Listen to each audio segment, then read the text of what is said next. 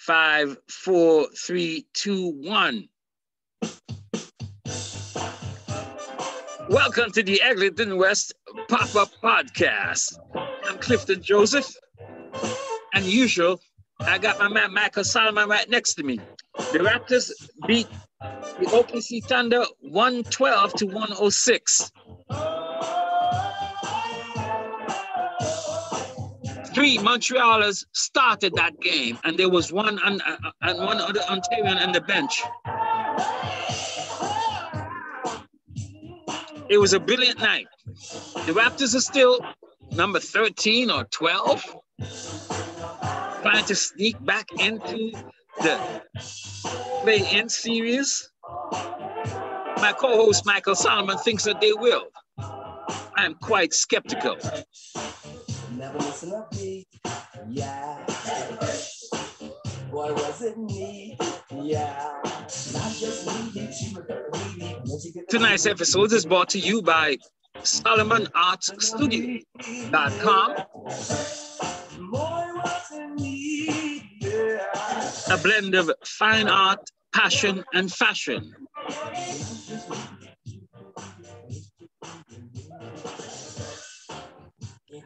Also by one of our special guests here, Victor Baines Marshall, who is at the Middle Passage Thursdays from 5 p.m. to 7 p.m. on RadioRegent.com.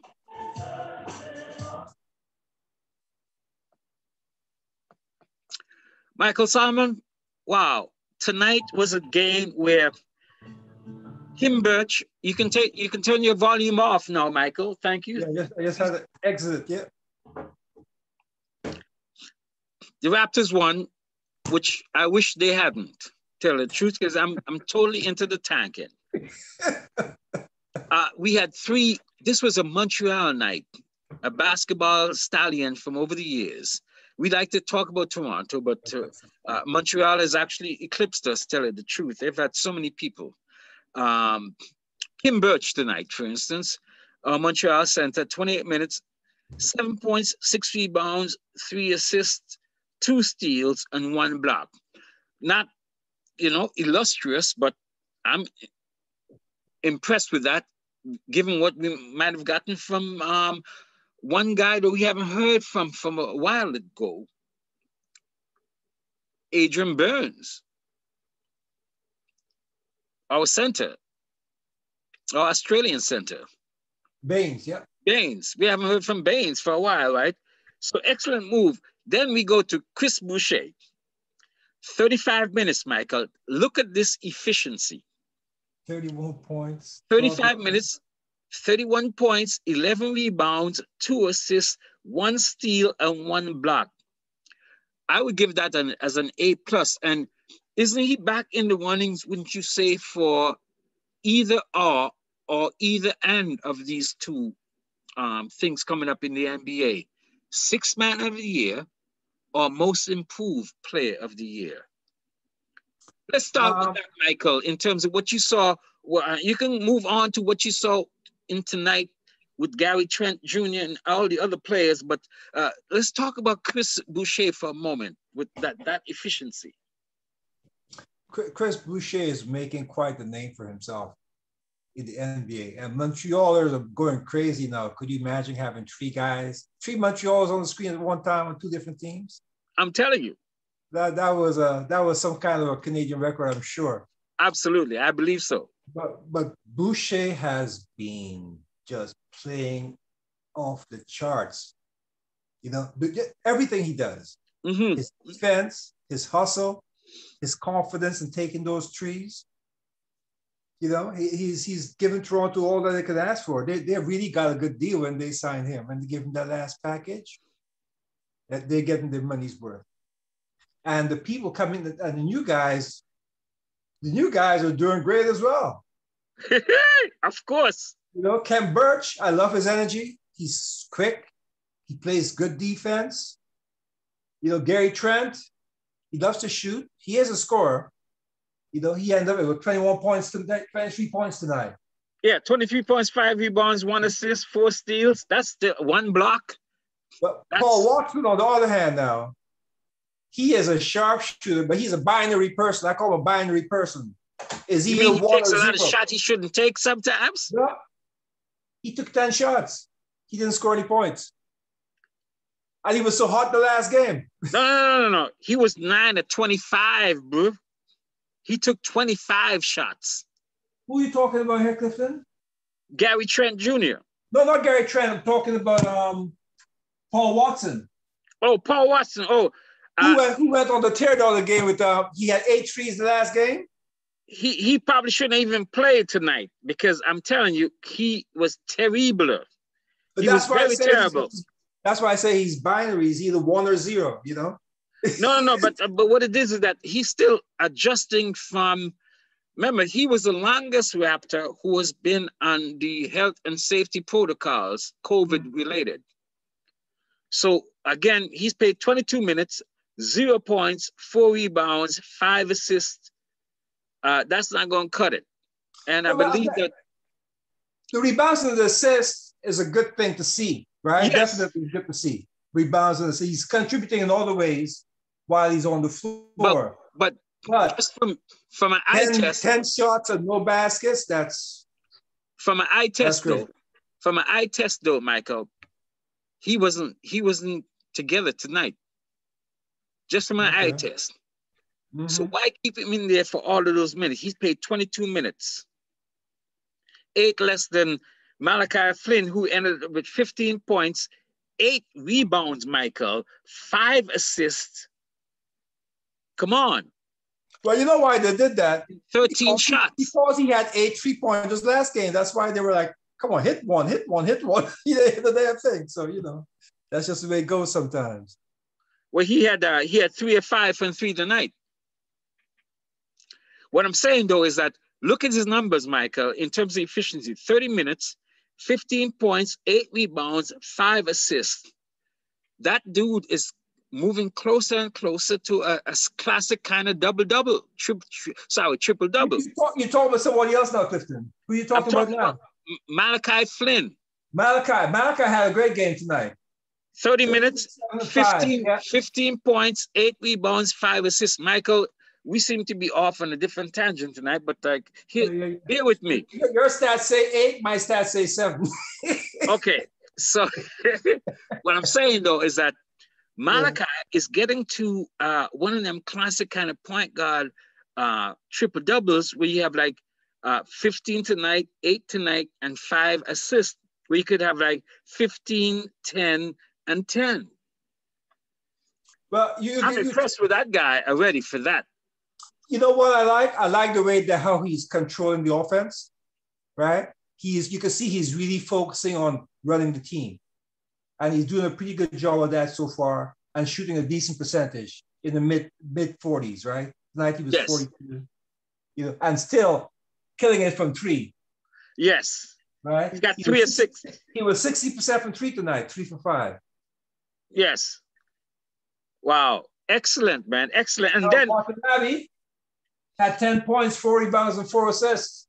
In 29 minutes. And he always shoots a good percentage. 3 of 6 from the field, 50%. 1 of 2 and 3 or 4 from free throws. So he is excellent, because what I see with him, for instance, tonight, and before that, and what I see from Boucher tonight too, especially, is that, Michael, did you see Boucher moving the ball? Have you ever seen him like dribble the ball more than twice ever? Yeah, I have. I've been watching him. He could handle the ball. In high school? No, in the game. I mean, he'll dribble, but I mean, in terms of making a move, as a man that size in basketball, you don't need to take more than 3 dribbles. He might be taking a couple of dribbles to set up and then go into his move, but mostly you'll see him only take 2 or 3 dribbles. But that crossover tonight. Dig. Drop that guy. I mean, the guy's stiff, but still, you saw the bench was going crazy. Totally. And then he hit the 3. Dig. Wow. Look, that dude. That's going to be on highlights. Brought the ball up like 3 times or so, where like, what are you doing, Chris?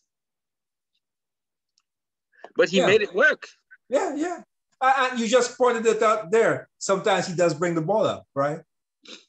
So we got him going.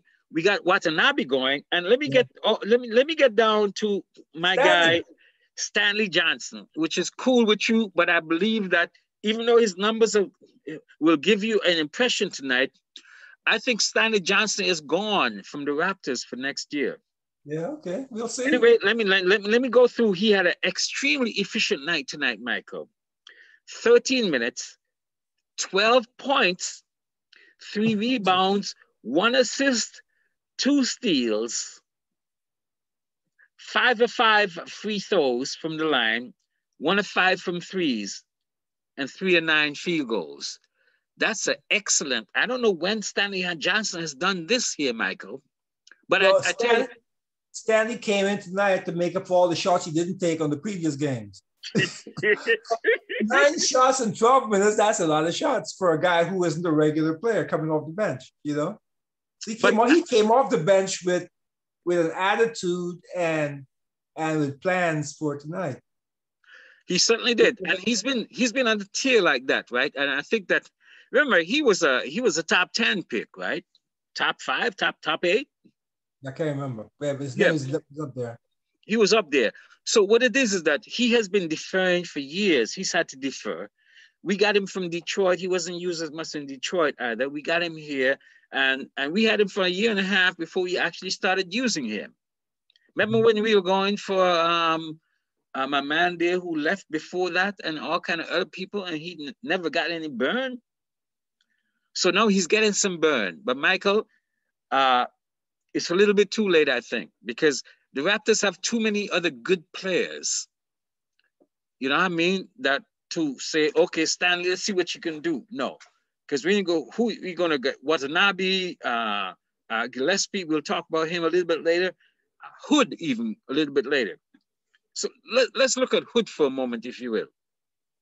7 minutes tonight, Michael. 2 points, 0 bounds, 0 assists, 0 steals, 0. He's a 0 guy.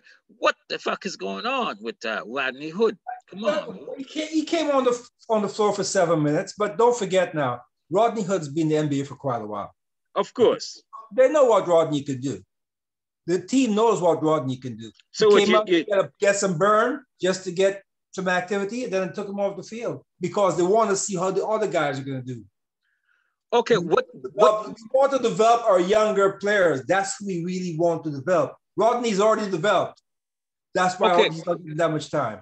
Okay, my question to you though is where in the belt is Rodney in terms of who do you compare him to that we know are showing us some burn right now? Watanabe, Stanley Johnson, Trent Jr., who? Gillespie? He is in terms of class of player, he's above all those players you just mentioned. So what, for instance, we have the option of him for next year. Is what he is. He's a 3-point shooter. He's a guy with experience. So when it comes to playoffs and things like that, he can handle himself well. So for instance, we have his option for next year, right? We got him on a 2-year deal. Mm-hmm. What do you expect from him next year in terms of points and rebounds and sharp shooting, as you so say? I think they're just going to be using him from that sharp shooting perspective. I think that's how they'll be using him moving forward. Like a Matt Thomas, where you don't use him regularly? Better than Matt Thomas. A guy could come in and knock 3-pointers down for you. He's been known for that for his whole career. So that's why he's here. What about our coach tonight, Night Nurse Nick? He showed us a few things tonight too. What did you see from him and his the drunken one, the drunk boxer one, as I call it? But what did he do? What did Coach Night Nurse Nick do tonight that you think won the game for us? Possibly, maybe.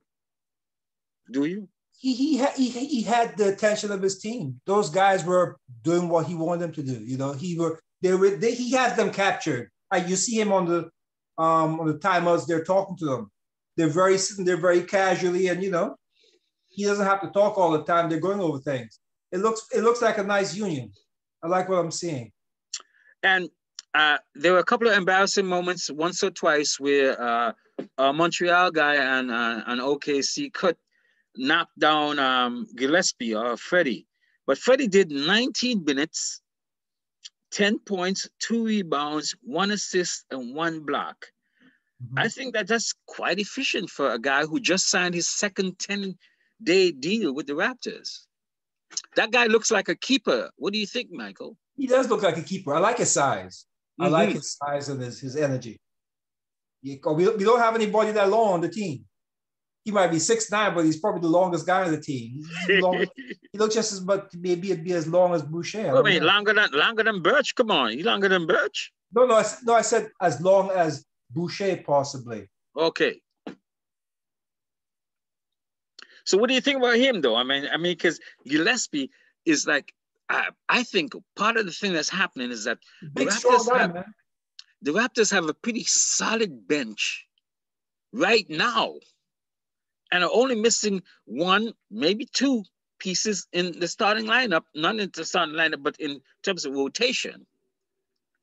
Michael, what do you think? I mean, we're now down to what, number 13th or so, 12th or 13th. So we're still out of even making it to the 10th to the play-in series to try to get a wisp at the playoffs. I know you're still pretty optimistic, but I endorse the tanking. I endorse the sophisticated tanking. The Raptors, Michael, they're always going to play to win. You see that. But at the same time, Michael, the Raptors are doing a very sophisticated tanking. Are you telling me that Siakam, number 10 tonight? Hold on. Are you telling me that Siakam, Lowry, Van Vliet, and OG Onabi are all injured? I wouldn't say that. Listen, as an athlete, I can tell you this: everybody's got some nagging injury going on. Of course, and a lot of them are playing tonight in the NBA. Yeah, and that's right. Four of our top players. It's the game we play. When a guy is injured, you want to give him a chance to get better because you can always use some time to get better. And the younger guys get a chance to play. We get a chance to become a better team because the younger guys are getting experience. And I have no problem with it. After you have a time where you, Michael Solomon, were injured, you're fully ready to go, and the coach says to you, Michael, you got to sit because we're trying to tank because we want to get. He's trying to tank. we got to get that 5th pick in the draft coming up. But that ain't happening. That's not going to happen. Hold on. Okay, for instance, have you ever had a toe injury? What's going on with this toe thing? Listen, Clifton, I've had some crazy flipping injuries.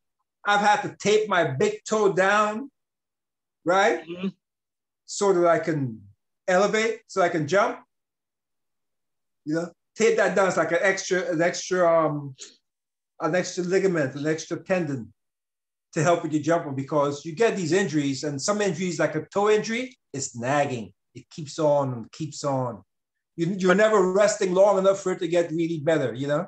Michael, they had told us, though, that they had given him sufficient time to make it really heal. So they led us to believe that it was healed.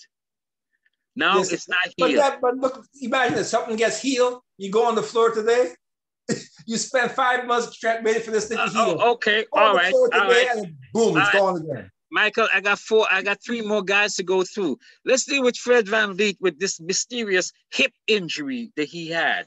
Oh, it's not mysterious. Why do you say mysterious? It's not mysterious. Well, remember the day where he had to leave the game? He got touched and he made the signal. He went back to the locker room. And of course, he was out before that for a number of games, right? Exactly. Because of the same thing. All right, okay. Let's move on from him then. OG Onyenabi, what is his injury? I have no idea. What did they say?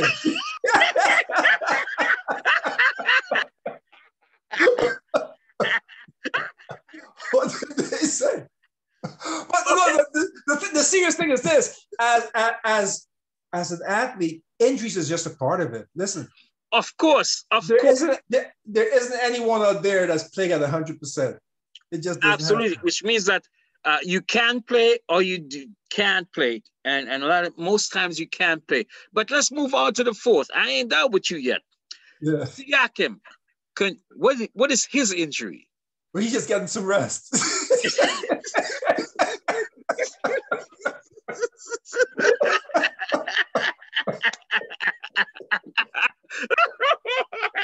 And you said the Raptors are trying to win, right? They won.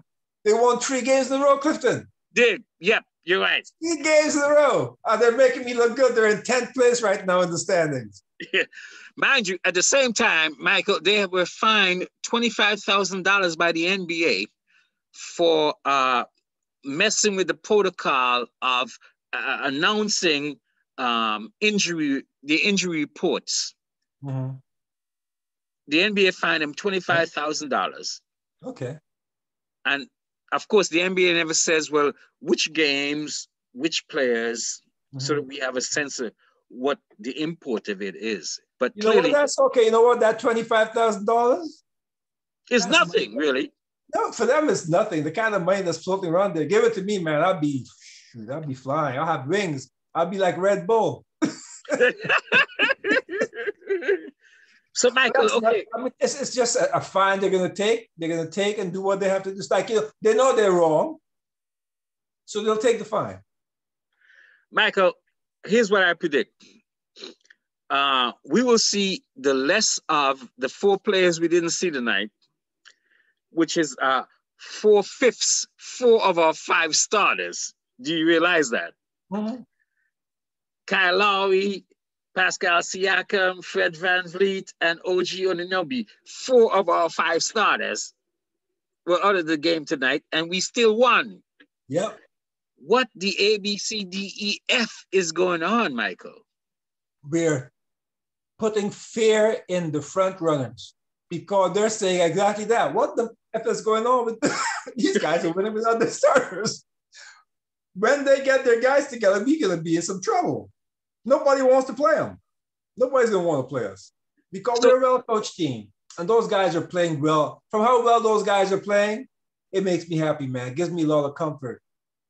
So, Michael, have you looked at this schedule?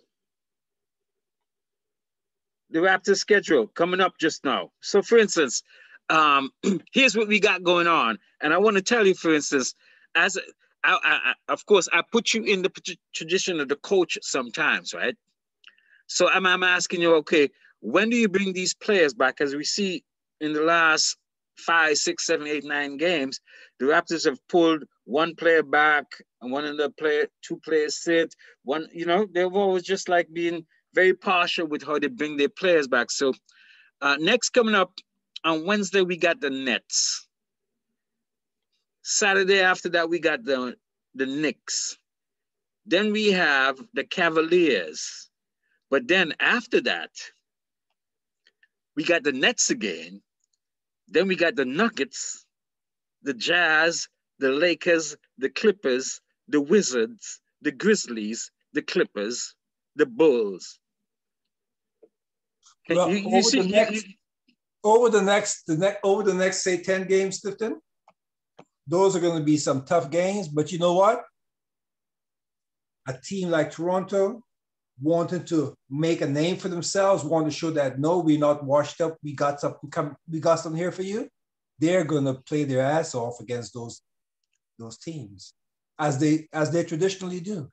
Irrespective of who plays, because, for instance, we got a lot of new players. Now you'll see those guys get healed. The stars will suddenly be healed. Yes, of course, but then they can't do it on their own, right? Because whatever we were able to, tradition, for instance, especially during when Kawhi was here, we were able to, and even after he left and the year before he came, we were able to shut down the top 2 players on any championship team. LeBron, even at times, any of the top players, right? But we had a system. And are you saying that you're sufficiently assured that the bench players, and we have like 4 or 5 new players on this team here, we have a whole new team, to tell the truth, and a whole new bench. Are you sufficiently assured that they're able to do, and when one player goes to another play, you go to that guy's player to make the defense work, to shut down people so we can beat the big teams in the West and the East that we're going to face in the next little while? Okay, well, a lot of broadcasts I heard tonight saying Toronto is the #1 defensive team in many areas, things that they do. They are recognized as the best in certain areas of defense on that court, okay, in that game. And the stuff that the adversity the team has had so far in since the break, and how well they're playing now gives us great promise that with these guys now playing like they are, you see all these bench guys that came on and messed up here and there before are coming on and now playing very smoothly. Absolutely. So now, with this, as we go deeper into the season and our starters come back and they've gotten a chance to rest and heal whatever little wounds they had, it makes us a stronger team. Because now our guys coming off the bench, coming in with confidence. So Toronto is better. So, okay. Let's give you your best case scenario. That, as you say, 4 of our 5 starters didn't play tonight, but we won nonetheless, and you're cool with that. And you think that you've gotten a boost in confidence in terms of our newly founded bench. And I agree with you to that degree. So, okay, where do we end up now with like about 15 games to go? We're number 10, 11th?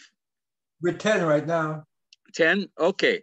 Right there on the cusp of getting into the play-in game. Where do you think, Michael? Because I know you've had your confidence in the team, and even though I've been like wavering, like a waiver league, right? That, what do you think now with like 15, 16 games left that the Raptors will do, given we know there's a lot of things going on across the league where players are going out left, right, and center. So from day to day, and look, you have one good week, Michael.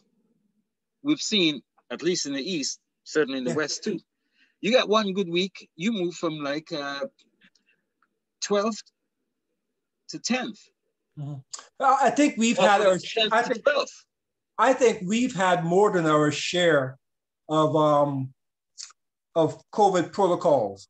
And I think it's going to catch up to the other teams. So now it's their turn to have those, missing players. I think they are rolling along. That's what's going to make the difference in this. And Michael, what the ABCDF is going on in the Lakers with LeBron and Anthony Davis? Those dudes been out for like about 3 weeks already, and they're telling us it's going to be another 2 weeks. Yeah, man. What's going on with the Lakers, and what are their injuries? I don't know what the injuries are, but it's the same. Everybody's doing the same thing, Clifton. Trying to get as much time for their main players to heal and playing their bench players as much as possible so they can get experience. So, Michael, this season then was only 72. They brought it down from 82, from 82. And they've been talk for years about shortening the series, shortening the season. Yeah. Are you saying that it could even be possible that, given the way these players are playing, that really and truly, you're looking at maybe a 60 games season, given the way how many games major players have lost through injuries and fake injuries? I'm speaking specifically about LeBron and Anthony Davis right now, who have lost nearly a month and a half or 2 so far. Yeah, I would find those Lakers, man. I would find them, make them play. But hey, listen, that's the way the league is, man. But Michael, they fined the Raptors $25,000 instead of finding the Lakers. I'm sure the Lakers are going to get theirs too. Are you sure? You sure? Yep, they're going to get theirs too. Remember when the Lakers never wore white jerseys? Back in the day when teams had to, when you were away, you wear your regular jersey, and when you're home, you wear a white jersey, and the Lakers never ever had a white jersey for years? Go back and Google that shit, bro. The Yeah, Lakers. I'm sure you're right. I'm going to Google it. Sorry. You're sure I'm white? I'm sure you're right. You're sure I'm white? No, that I'm sure you're not. I'm sure you're right.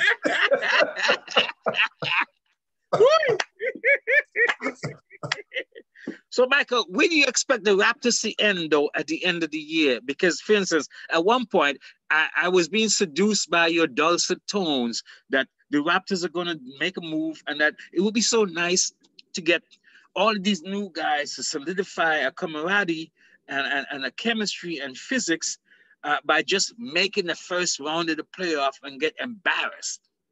Then I realized, I said to myself, hell no, fuck that. What you're going through now is your playoff. These 16 games, 15, 16 games left is your playoff, and do your best, and we get to see who you are, and we end it, and we get the top in the 5 to 7 in the upcoming draft. And everybody be satisfied. Instead of going, Michael, vaingloriously, going into the play-in, win the 10th, then win the 8th, get into the first round of the actual playoff, and then get swept or whatever, embarrassed.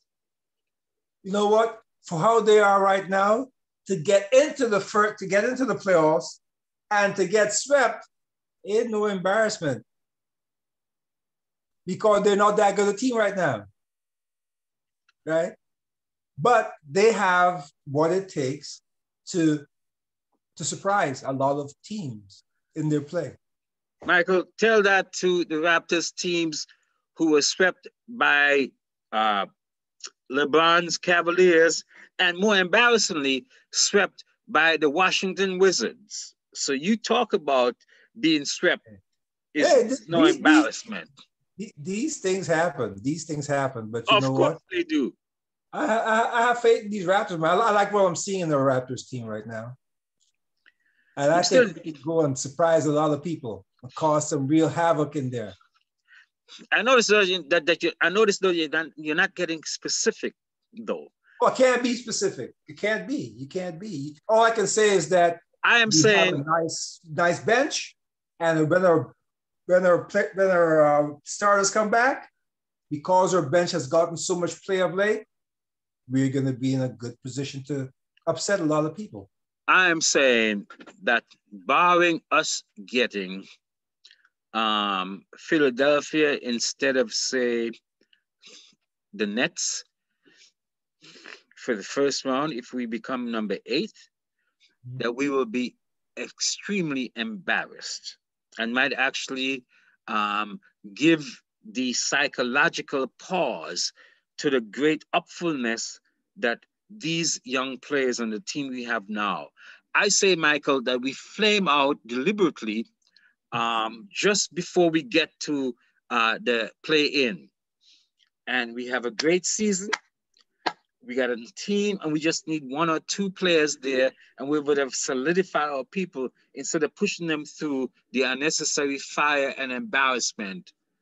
You know what? I would love to see that matchup. I would love to see which matchup between the Raptors and Philadelphia. Philadelphia, yes. I want to see what Van Vliet has up his sleeve to make Embiid shed some tears. We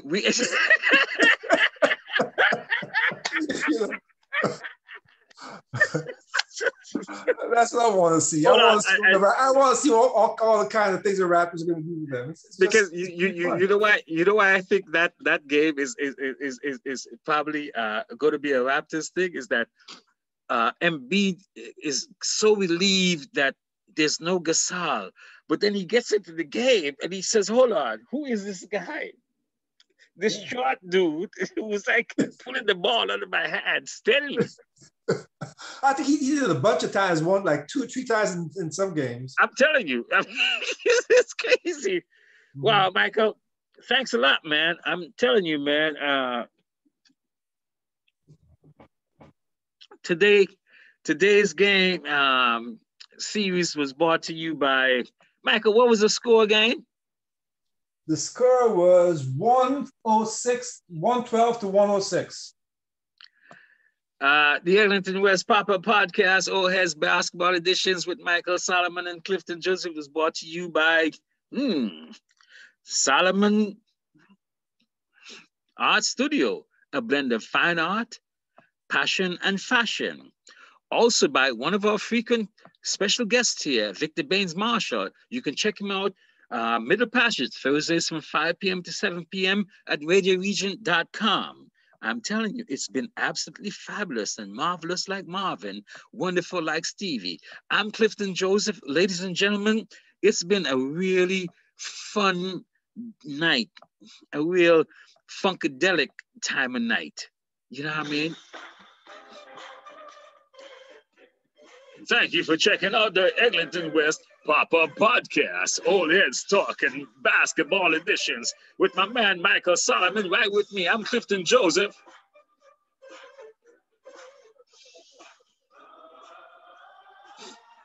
Raptors won, Raptors won, Raptors won. It was a magnificent menagerie of Montrealers. Please watch, like, share, and subscribe. I'm Clifton Joseph, and my man here with me all the time is Michael Solomon, taking care of business. Michael, what do you have to say? What are you doing now, man? Because you're doing so many other things. What are things people need to know about Solomon Art Studios and your new collections and stuff? Well, I've got some new art out there. What I'm doing now is mostly wrestling with Facebook so that they can, you know, platform isn't working well for a lot of businesses. Some things aren't working well and it can damage your work. So I have some conversations to have with them ongoing over the next couple of days. Technical issues that have to be addressed before everything else goes forward. Absolutely. Thank you so much, man. We'll be getting some more of that as time goes on. Michael, have a great evening. We'll be talking. Okay, take care, bro.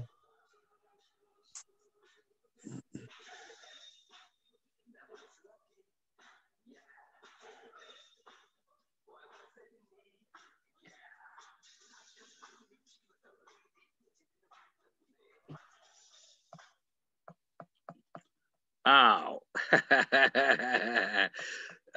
Please watch, like, subscribe, and share. You know how it is. We'll be back next time.